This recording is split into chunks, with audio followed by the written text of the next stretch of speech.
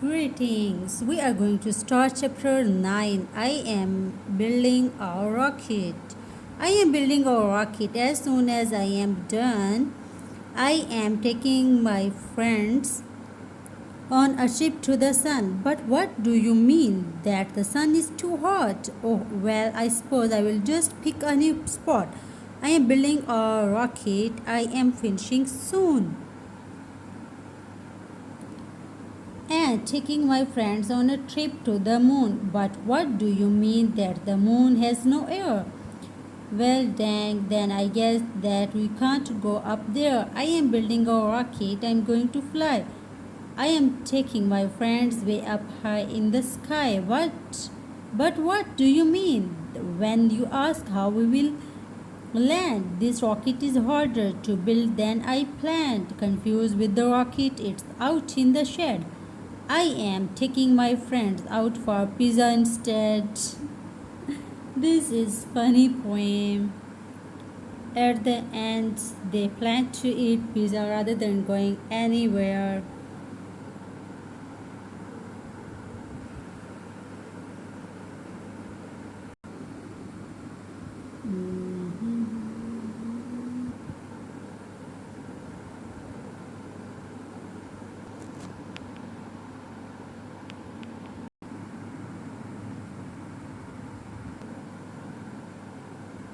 Chapter number 10, Abu Ali and his donkey. One day, Abu Ali went to a fair and bought 9 donkeys. Uh, he he rode on one of them, and the rest of the donkeys followed him. After a while, Abu Ali thought of counting his donkeys. I must make sure they all are here. He turned around to count them. 1, 2, 3, 4, 5, 6, 7, 8. Oh, where is the ninth one? Abu Ali cried out. He jumped down from his donkey. He looked everywhere behind and around the trees. However, there was no donkey to be seen. I will count them again. 1, 2, 3, 4, 5, 6, 7, 8, and 9. Oh, Allah is great. My donkey has come back, exclaimed Abu Ali. So Abu Ali climbed his donkey again and continued his journey. After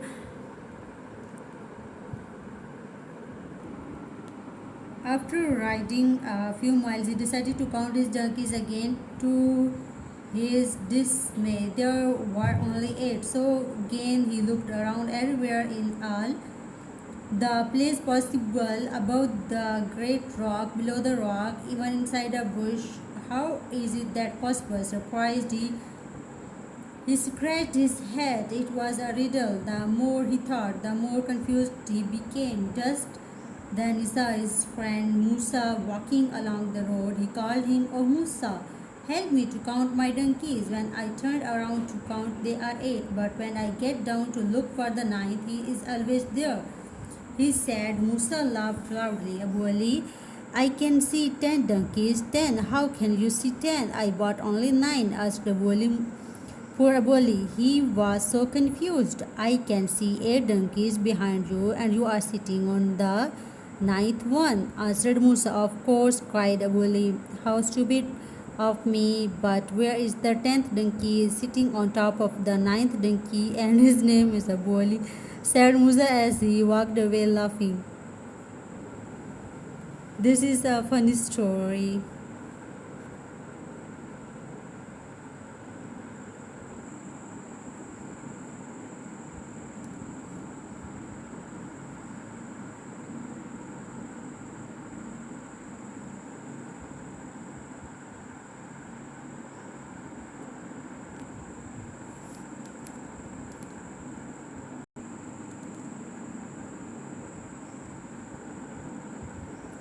Chapter 11, The Dangerous Riddle.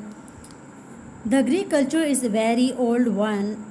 There are many myths and legends that come from the ancient Greece. One such myth is about an amazing creature called the phoenix. The phoenix had the head of man, the body is a lion, and the wings of a bird. Perched angrily on a mountain top, the phoenix would Ask a riddle to all travelers who passed by.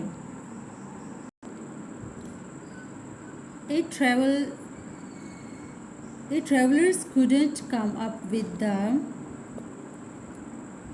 right answer. The phoenix ate them. The riddle was what moved first 4 feet, then on 2, and finally on 3. Many travelers were killed because they couldn't answer. One day, the Greek hero Oedipus reached the mountain's top. The angel and the hungry phoenix, the angry and the hungry phoenix stopped him and asked him the dangerous riddle.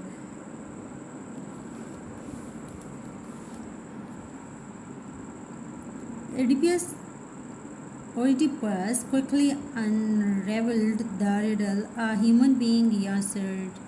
He further explained, when we are babies, we crawl on all fours. We walk upright on 2 feet, feet as adults, and when we are very old, we use a stick to walk. The stick is our third leg in old age. The stick is our third leg in old age. How do you think the phoenix felt when got the answer? Was he happy? No, certainly not. The phoenix was angry that the riddle had been answered. In annoyance is vanished, and that was the end of this dangerous but amazing creature.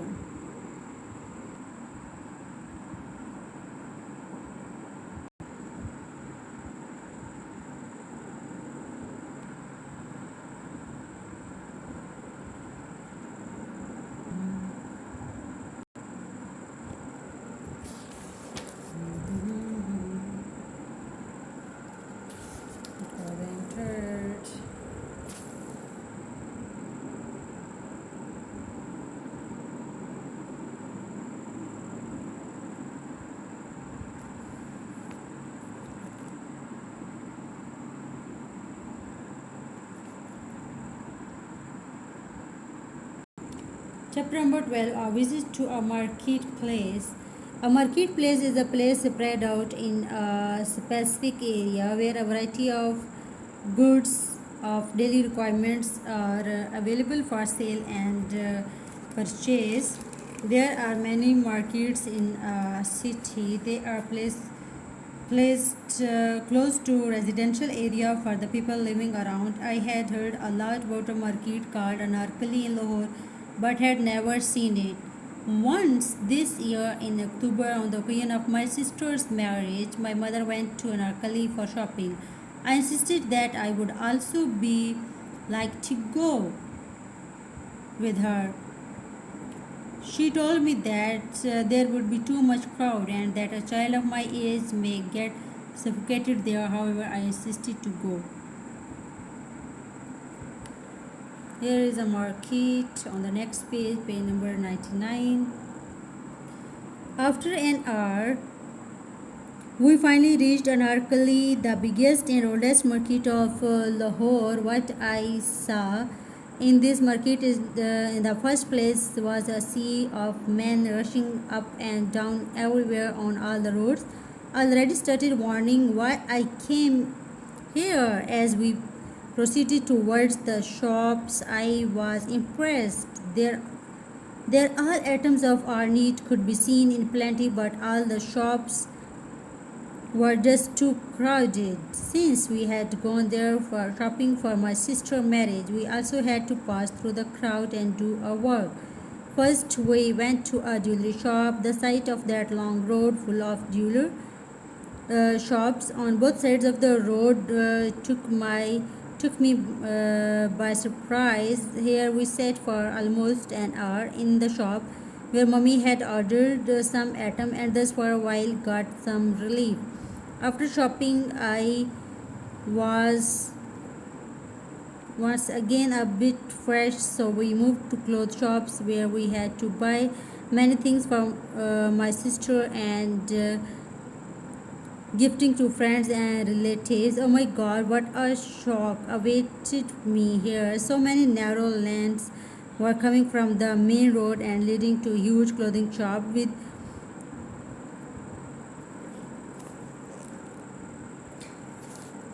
I didn't see the word. Of thousands of cloth stories of golden work called zari were just I don't know what is that word. In those tiny shops, this part of the market was not visible